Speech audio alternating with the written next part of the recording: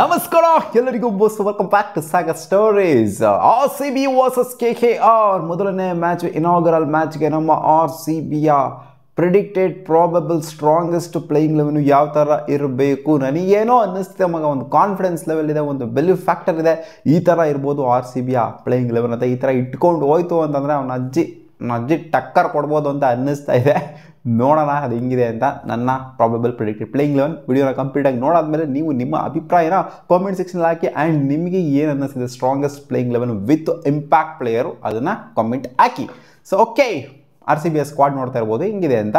So ಇದರಲ್ಲಿ strongest ಲೆವೆನ್ನ ಪಿಕ್ ಮಾಡಬೇಕು ಅಂತಂದರೆ ನಾನು ಅವಾಗ ಪಿಕ್ ಮಾಡಿದ ಲೆವೆನ್ನೇ ಬೇರೆ. ಇವಾಗ ಸ್ವಲ್ಪ ಮೈನ್ಯೂಟ್ ಚೇಂಜಸ್ ನಾವು ಮಾಡಿದ್ದೀನಿ, ಇವಾಗ ಹಂಗೆ ಹಿಂಗೆ ಆಗ್ಬೋದು ಅಂತ ನನಗೆ ಅನ್ನಿಸ್ತಾ ಇದೆ. ಅದಕ್ಕೋಸ್ಕರ ಈ ಲೆವೆನ್ನ ಇಳಿಸ್ತಾ ಇದ್ದೀನಿ. ಓಪನಿಂಗ್ ಸ್ಟಾರ್ಟು ಗೊತ್ತಿರೋದ್ರಿಂದ ಫಿಕ್ಸ್ ಆಗಿ ಹೋಗ್ಬಿಟ್ಟಿದೆ. ವಿರಾಟ್ ಕೊಹ್ಲಿ 100% ಶೋರ್ ಆಗಿ ಓಪನ್ ಮಾಡ್ತಾರೆ. ಒನ್ ಡೌನ್ ಗಿನ್ ಡೌನ್ ಎಲ್ಲ ಬರುವಂಥ ಮಾತೇ ಎಲ್ಲ. ವಿರಾಟ್ ಕೊಹ್ಲಿ ಜೊತೆಗೆ ಫಿಲ್ ಸಾಲ್ಟ್ ಓಪನ್ ಮಾಡ್ತಾರೆ ಅಂತ ಜಮಾನ್ದಲ್ಲೇ ಆ್ಯಂಡಿ ಫ್ಲವರ್ ಅವರು ಹೇಳ್ಬಿಟ್ಟಿದ್ರು ಆಲ್ರೆಡಿ. ಅದಕ್ಕೋಸ್ಕರ ಆ ಒಂದು ಸ್ಲಾಟ್ ಏನಿದೆ ಫಿಕ್ಸ್ಡ್ ಆಗಿದೆ. ಇನ್ ಕೇಸ್ ಏನಾದರೂ ಇಲ್ಲಿ ಫಿಲ್ ಸಾಲ್ಟ್ ಆಡಿಲ್ಲ ಅಂತ ಅಂದರೆ ಫಿಲ್ ಸಾಲ್ಟ್ನ ಕೂಡಿಸ್ಬಿಟ್ಟು ದೇವದತ್ ಪಡಿಕಲ್ನ ಆಡಿಸುವಂಥದ್ದು, ಇನ್ನೊಬ್ಬರು ಬೇರೆ ಓವರ್ಸೀಸ್ ಪ್ಲೇಯರ್ಗಳನ್ನ ಮಿಡ್ಲಲ್ಲಿ ಆಡಿಸುವಂಥದ್ದು ಅಥವಾ ಬೌಲಿಂಗ್ ಆಪ್ಷನ್ ಆಗಿ ಆಡಿಸುವಂಥದ್ದು ಅದು ಆದರೂ ಆಗ್ಬೋದು. ಯಾಕಂದರೆ ಫಿಲ್ ಸಾಲ್ಟ್ ಅಷ್ಟನ್ನಾಗಿ ಫಾರ್ಮಲ್ಲಿ ಕಾಣಿಸ್ತಾ ಇಲ್ಲ.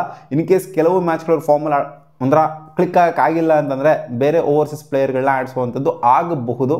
ನೋಡೋಣ, ಫಿಲ್ ಸಾಲ್ಟು ಆದಷ್ಟು ಬೇಗ ಕ್ಲಿಕ್ ಆಗಲಿ, ಆದಷ್ಟು ಬೇಗ ಮೊದಲನೇ ಮ್ಯಾಚಿಂದನೇ ಕ್ಲಿಕ್ ಆಗಲಿ. ಅವರ ಆಪೋನೆಂಟ್ ಟೀಮ್ ಏನಿದೆ KKR, ಅವರ ಎಕ್ಸ್ ಟೀಮು, ಸೊ ಇವ್ರ ಮೇಲೆ ಮೊದಲನೇ ಮ್ಯಾಚಲ್ಲಿ ದಾಳಿ ಮಾಡಲಿ ಅಂತ ಅನ್ಕೊಳ್ಳೋಣ. ಯಾಕಂದರೆ ಸುಮಾರು ಮ್ಯಾಚು ಆ ಗ್ರೌಂಡಲ್ಲಿ ಇವರು ಆಡಿದರೆ ಅದರಿಂದ ಎಕ್ಸ್ಪೀರಿಯನ್ಸ್ ಅನ್ನೋದು ಆ ಗ್ರೌಂಡಲ್ಲಿ ಇವರಿಗೆ ಸುಮಾರಿದೆ. ಅದರಿಂದ ಎಫೆಕ್ಟಿವ್ ಆಗಿ ಕಾಣಿಸ್ಕೋಬೋದು ಅಂತ ಅಂದ್ಕೊಂಡಿದ್ದೀನಿ.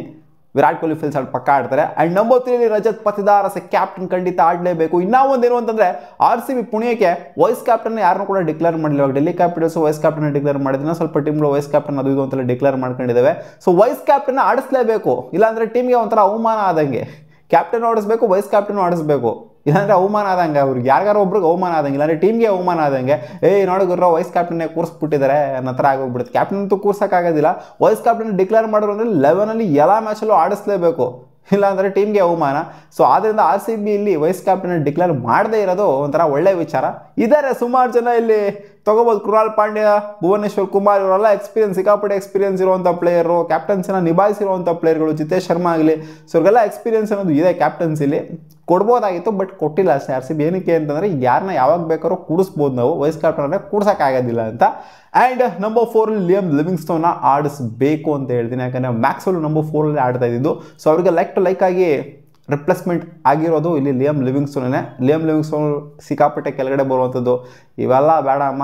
ಬಂದವರೆಲ್ಲ ಗುದ್ದುತ್ತಾ ಇರ್ಬೇಕು, ಹಾಕೊಂಡು ಚಚ್ತಾ ಇರ್ಬೇಕು ಅಷ್ಟೇ. ಬೇಸಿಕಲಿ ಒಂಥರ ಅಗ್ರೆಸಿವ್ ಬ್ಯಾಟಿಂಗ್ ಇರಬೇಕು RCBದು. ಅವನ ಅಜ್ಜಿ ಎಲ್ಲೂ ಕೂಡ ವಿಕೆಟ್ಸ್ ಬೀಳ್ತಾ ಇದ್ರೆ ಬಂದವರೆಲ್ಲ ಅವನ ಅಜ್ಜಿ ಆ ಒಂದು ಪವರ್ನ ಎತ್ಕೊಂಡು ಹೋಗುವಂಥವ್ರು ಇರಬೇಕು ಅಷ್ಟೇ. ವಿಕೆಟ್ಸ್ ಬಿದ್ದರೆ ಅವನ ಅಜ್ಜಿ ಕನ್ಸಾಲಿಡೇಟ್ ಮಾಡುವಂಥದ್ದು, ಇಲ್ಲ ಗುರು ನಾವು ಈ ಫೇಸಲ್ಲಿ ಇರೋಣ ಆಮೇಲೆ ಮತ್ತೆ ಆಕ್ಸಿಲೇಟ್ ಮಾಡೋಣ ಅನ್ನುವಂಥದ್ದು. ಸೊ ಆ ಥರ ಎಲ್ಲ ಮಾಡೋದಕ್ಕೆ ಹೋಗಬಾರ್ದು. ಇವಾಗ RCB ಏನು ಪಿಕ್ ಮಾಡಿದೆ, ಆಪ್ಷನ್ ಇವ್ರು ಪಿಕ್ ಮಾಡ್ಬೇಕಾದ್ರೆ ಮೈಂಡ್ ಸೆಟ್ ಇದ್ದೇನೆ ಈ ಥರ ಕನ್ಸಾಲಿಡೇಷನ್ ಮಾಡುವಂಥದ್ದು, ನಿಧಾನಕ್ಕೆ ಆಡುವಂಥದ್ದು, ಮಿಡ್ಲಲ್ಲಿ ಸ್ಲೋ ಮಾಡುವಂಥದ್ದು ಇನ್ನಿಂಗ್ಸ್ನ. ಇಂಥವ್ರೆಲ್ಲ ಬೇಡಮ್ಮ, ನಮಗೆ ಬಂದವರೆಲ್ಲ ರುಬ್ತಾ ಇರ್ಬೇಕು ಹಾಕೊಂಡು, ಅಂಥವ್ರೇ ಬೇಕಾಗಿರೋದು ನಮಗೆ. T20 ಓಡಿ ಆಟ ಇರಬೇಕು ನಮಗೆ. ಕನ್ಸಾಲಿಡೇಷನ್ನು ಅವು ಬದನೆಗೆ ಎಲ್ಲ ಬೇಕಾಗಿಲ್ಲ ಅಂತ ತಗೊಂಡಿದ್ದಾರೆ. ಸೊ ಆದ್ದರಿಂದ Liam Livingstone number 4. Number 5 Jitesh Sharma ಕ್ಲಾಸಾಗಿ ಕಾಣಿಸ್ಕೊಂಡಿದ್ದಾರೆ. ರೀಸೆಂಟಾಗಿ ಸ್ಯಾಮ್ ಮುಷ್ತಾಕ್ ಅಲಿ ಟ್ರೋಫಿಲಿ ಕ್ಯಾಪ್ಟನ್ಸಿನ ನಿಭಾಯಿಸಿದರೆ ವಿದರ್ಭಗೆ. ಸೊ ಮಸ್ತಾಗಿ ಕಾಣಿಸ್ಕೊಂಡಿದ್ದಾರೆ. ರನ್ಸ್ಗಳಂತೂ 50s ಅಂತೂ ಬೇಜಾನ್ ಬಂದಿದೆ ಅವರ ಬ್ಯಾಟಿಂದ. ಸೊ ಅದರಿಂದ ಆ ಒಂದು 5th ಸ್ಲಾಟಲ್ಲಿ ಅವ್ರ ಬ್ಯಾಟಿಂದ 50 ಬಂತು ಅಂದರೆ ಅದೇ ಒಂಥರ ದೊಡ್ಡ ವಿಚಾರ ಇದ್ದಂಗೆ ಇರುತ್ತೆ. ಫಿನಿಶಿಂಗ್ ರೋಲ್ ಅಂತಂದರೆ ಇನ್ನಿಂಗ್ಸ್ನ ಕೆಲವೊಂದು ಟೈಮು ನಂಬರ್ 5 ಇರುವಂಥವ್ರ ಮೇಲೂ ಕೂಡ ಪ್ರೆಷರ್ ಬರುವಂಥದ್ದು ಇರುತ್ತೆ. ಬೇಗ ವಿಕೆಟ್ಸ್ ಅರ್ಲಿ ಆನ್ ಪವರ್ ಪ್ಲೇಲೇ 1-2-3 ವಿಕೆಟ್ ಬಿದ್ದಾಗ ಇವ್ರ ಮೇಲೆ ಕೂಡ ಪ್ರೆಷರ್ ಅಂತೂ ಖಂಡಿತ ಬಿದ್ದೇ ಬೀಳುತ್ತೆ. ಇನ್ನಿಂಗ್ಸ್ನ ಬಿಲ್ಡ್ ಮಾಡುವಂಥದ್ದು ಸೊ ಅದು ಕೂಡ ಇದೆ ಜಿತೇಶ್ ಶರ್ಮಾ ಅವರಲ್ಲಿ. ಸೊ 100% ವಿಕೆಟ್ ಕೀಪರ್ ಬ್ಯಾಟರ್ ಆಗಿ ಇಲ್ಲಿ ಫಿಲ್ ಸಾಲ್ಟ್ ಕೈಲಿ ವಿಕೆಟ್ ಕೀಪಿಂಗ್ ಮಾಡಿಸಲ್ಲ ಅಂತ ನನಗೆ ಅನ್ನಿಸ್ತಿದೆ. ಜಿತೇಶ್ ಶರ್ಮಾ ಕೈಲಿ ವಿಕೆಟ್ ಕೀಪಿಂಗ್ ಮಾಡಿಸ್ತಾರೆ ಅಂತ ಅನ್ನಿಸ್ತಿದೆ. ಸೊ ಶೋರ್ ಆಗಿ ಜಿತೇಶ್ ಶರ್ಮಾ 11 ಇರಲೇಬೇಕು. ಟಿಮ್ ಡೇವಿಡ್ ನಂಬರ್ 6 ಟಿಮ್ ಡೇವಿಡ್ನ ಆಡಿಸ್ತಾರಾ ಅಥವಾ ರೊಮ್ಯಾರಿಯೋ ಶೆಫರ್ಡ್ನ ಆಡಿಸ್ತಾರಾ ಅನ್ನೋದು ಸಿಕ್ಕಾಪಟ್ಟೆ ಕ್ಯೂರಿಯಾಸಿಟಿ ಉಟ್ಕೊಂಡಿದೆ. ಏನು ಗುರು ಟಿಮ್ ಡೇವಿಡ್ನ ಬಿಟ್ಬಿಟ್ಟು ರೊಮ್ಯಾರಿಯೋ ಶೆಫರ್ಡ್ ಅಂತಿದ್ಯಾ ಅಂತ ಕೇಳಿದ್ರೆ ಇಕ್ಲಾಗ್ತಾರೆ ಗುರು. ನಾಯಿ ಹೊಡ್ದಂಗೆ ಹೊಡಿತಾವ್ರಲ್ಲಿ ಪ್ರಾಕ್ಟೀಸಲ್ಲೆಲ್ಲ, ಹುಚ್ಚರಾಗಿ ಹೊಡ್ದಂಗೆ ಹೊಡಿತಾ ಇದ್ದಾರೆ. ಅಂದರೆ RCB ಅದು ಯಾವುದೋ ಚಾಲೆಂಜ್ ಮಾಡಿದಲ್ಲ 4 ಬಾಲಿಗೆ 6 ಹೊಡಿಬೇಕು ಅಂತ, ಅದಲ್ಲ. ಅದನ್ನು ಬಿಡ್ತು ಅಂದ್ರೂ ಅಷ್ಟೇ ಸಾಕತ್ ಪ್ಲೇಯರು. ಅವನ ಅಜ್ಜಿ ಆ ಒಂದು ಸ್ಲಾಟಲ್ಲಿ ನಂಬರ್ 6-7 ಸ್ಲಾಟಲ್ಲಿ ಹಾಕೊಂಡು ಗುಂಬಿಸಾಕ್ತಾರೆ. ರೊಮ್ಯಾರಿಯೋ ಶೆಫರ್ಡ್ ಬ್ಯಾಟಿಂಗ್ ಕೆಪಬಿಲಿಟಿ ನೋಡೇ ಇರ್ತೀರಾ ನೀವು, ಏನು ಹೇಳಬೇಕಾಗಿಲ್ಲ. ಟಿಮ್ ಡೇವಿಡ್ ಕೆಪಬಿಲಿಟಿ ಇವರಿಗೆ ಇದೆ. ರೊಮ್ಯಾರಿಯೋ ಶೆಫರ್ಡ್ಗಿಂತ ಇವರೇ ಪ್ರಿಫರೆನ್ಸಲ್ಲಿ ಇರ್ತಾರೆ ಬ್ಯಾಟಿಂಗ್ ಅಂತ ಬಂದಾಗ. ಬಟ್ ಬೌಲಿಂಗು ಅಂತ ಬಂದಾಗ ಖಂಡಿತ ರೊಮ್ಯಾರಿಯೋ ಶೆಫರ್ಡ್ನ ಮುಂದೆ ಇಟ್ಟರು ಇಡ್ಬೋದು ಕೆಲವೊಂದು ಮ್ಯಾಚಸ್ ಅಂತ ನನಗೇನು ಅನ್ನಿಸಿದೆ.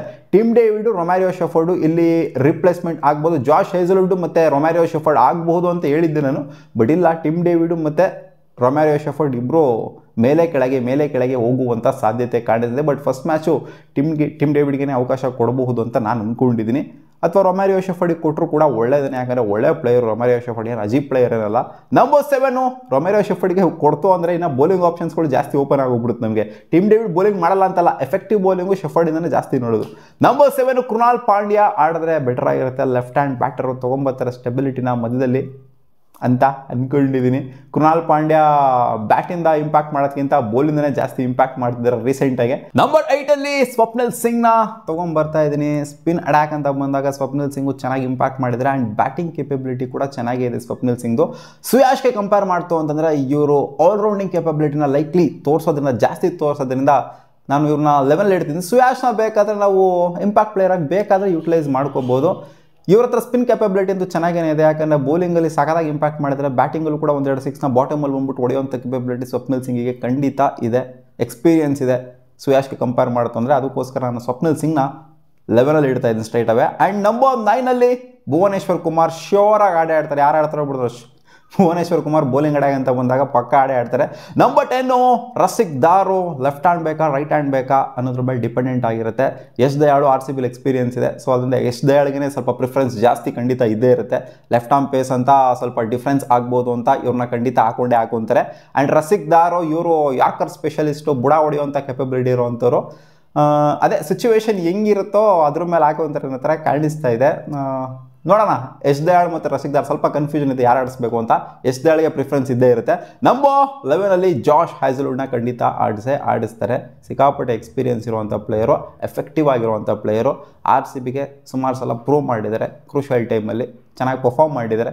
ಆದ್ದರಿಂದ ಜಾಶ್ ಹ್ಯಾಸಲ್ವುಡ್ನ ಖಂಡಿತ ಆಡಿಸ್ತಾರೆ. ಸೊ ಈ 11 ಯಾವ ಥರ ಇದೆ ನಿಮಗೆ? ಒಂಥರ ಚೆನ್ನಾಗಿದೆ ಅಂತ ಅನ್ನಿಸಿದೆ, ಚೆನ್ನಾಗಿಲ್ಲ ಅಂತ ಅನ್ನಿಸಿದೆ, ಕಾಮೆಂಟ್ ಸೆಕ್ಷನಲ್ಲಿ ಹಾಕಿ. ಆ್ಯಂಡ್ ಇಂಪ್ಯಾಕ್ಟ್ ಪ್ಲೇಯರ್ ಆಗಿ ಸುಯಾಶ್ನ ಯೂಸ್ ಮಾಡ್ಬೋದು ಅಥವಾ ಮನೋಜ್ ಪಾಂಡ್ಯನ ಯೂಸ್ ಮಾಡ್ಬೋದು. ಹೆಂಗೆ ಬೇಕೋ ಹಂಗೆ ಯೂಸ್ ಮಾಡ್ಕೋಬೋದು. ಫಸ್ಟ್ ಬೌಲಿಂಗ್, ಸೆಕೆಂಡ್ ಬೌಲಿಂಗ್ ಮಾಡೋ ಸಿಚುವೇಶನ್ ಮೇಲೆ ಯೂಸ್ ಮಾಡ್ಕೊಬೋದು ಅಂತ ನಾನು ಅಂದ್ಕೊಂಡಿದ್ದೀನಿ. ಸುಯಾಶ್ನ ಸ್ಟ್ರೈಟಾಗಿ 11 ಇಡ್ಸೋದಕ್ಕಿಂತ ಸ್ವಪ್ನಿಲ್ ಸಿಂಗು ಬೆಟರ್ ಆಗಿದ್ದಾರೆ, ಆದ್ದರಿಂದ ಅವ್ರನ್ನ ಇಳಿಸ್ತಾ ಇದ್ದೀನಿ. ಬೇಕಾದ್ರೆ ಇಂಪ್ಯಾಕ್ಟ್ ಆಗಿ ಸುಯಾಶ್ನ ಯೂಸ್ ಮಾಡ್ಕೋಬೋದು. ಆ್ಯಂಡ್ ಬಾಂಡ್ಗೆನೂ ಕೂಡ ಇನ್ ಕೇಸ್ ಏನಾದ್ರು ಬ್ಯಾಟಿಂಗ್ ಅಗತ್ಯತೆ ಇದೆ ಅಂತಂದರೆ ಬೌಲಿಂಗು ಕೂಡ ಆಗ್ತಾರೆ, ಬಟ್ ಬ್ಯಾಟಿಂಗ್ ಕೇಪಬಿಲಿಟಿ ಜಾಸ್ತಿ ಇದೆ ಬಾಂಡ್ಗೆದು. ನಾನು ಎಕ್ಸ್ಪೆಕ್ಟ್ ಮಾಡ್ತೀನಿ ಬಾಂಡ್ಗೆನ ಈ ಸೀಸನ್ ಅಟ್ಲೀಸ್ಟ್ ಇಂಪ್ಯಾಕ್ಟ್ ಪ್ಲೇಯರ್ ಆಗಾದರೂ ಆಡಿಸ್ತಾರೆ ಅಂತ. DDP ಬಗ್ಗೆ ಇವಾಗ ಸ್ವಲ್ಪ ಜನ ಹೇಳ್ಬೋದು. DDP ಓಪನಿಂಗ್ ಸ್ಲಾಟಲ್ಲಿ ನನ್ನ ಪ್ರಕಾರ ಆಡಿಸುವಂಥ ಸಾಧ್ಯತೆ ಇರುತ್ತೆ. ಇನ್ ಕೇಸ್ ಏನಾದರೂ ಫಿಲ್ ಸಾಲ್ಟ್ ಏನಾದರೂ ಡಬ್ಬಾ ಥರ ಆಡ್ತು ಅಂತ ಅಂದರೆ ಅವ್ರ ಜಾಗದಲ್ಲಿ ಇವ್ರನ್ನ ಆಡಿಸ್ಬಿಟ್ಟು ಅದೇ ಮಿಡ್ಲಲ್ಲಿ, ಅದೇ ಹೇಳಿದ ಸ್ಟಾರ್ಟಿಂಗಲ್ಲಿ ಮಿಡ್ಲಲ್ಲಿ ಯಾರು ಓವರ್ಸೀಸ್ ಪ್ಲೇಯರ್ಗಳನ್ನ ಹಾಕುವಂಥ ಸಾಧ್ಯತೆ ಕಾಣಿಸ್ತೆ. ಆ್ಯಂಡ್ ಜೇಕೋಬ್ ಬೆಥಲ್ಗೆ ರೆಸ್ಟ್ ಕೊಡ್ತಾರೆ, ನೀನು ಸ್ವಲ್ಪ ಇಂಜುರಿಯಿಂದ ರಿಕವರ್ ಆಗೋರು ಶಿಸ್ತಾಗೆ, ಆಮೇಲೆ ಬೇಕಾದ್ರೆ ನೋಡೋಣ ಅನ್ನೋ ಥರ ಹೇಳಿದ್ರೆ ಅಂತ ಕಾಣಿಸ್ತಾ ಇದೆ. ಸೊ ಇದೇ ಇರುತ್ತೆ ಅಂತ ಕಾಣಿಸ್ತಿದೆ ನನ್ನ ಪ್ರಕಾರ ಸ್ಟ್ರಾಂಗೆಸ್ಟ್ ಪ್ಲೇಯಿಂಗ್ 11 RCBದು. ನಿಮ್ಮ ಪ್ರಕಾರ ಕಾಮೆಂಟ್ ಸೆಕ್ಷನಲ್ಲಿ ಹಾಕಿ. RCB ಸ್ಟ್ರಾಂಗೆಸ್ಟ್ ಪ್ಲೇಯಿಂಗ್ 11 ಯಾವ ಥರ ಇರಬೇಕು ಆ್ಯಂಡ್ ಇಂಪ್ಯಾಕ್ಟ್ ಪ್ಲೇಯರ್ ಯಾವ ಥರ ಇರಬೇಕು ಅಂತ. ಸಿಗೋಣ, ಹೋಬಾ.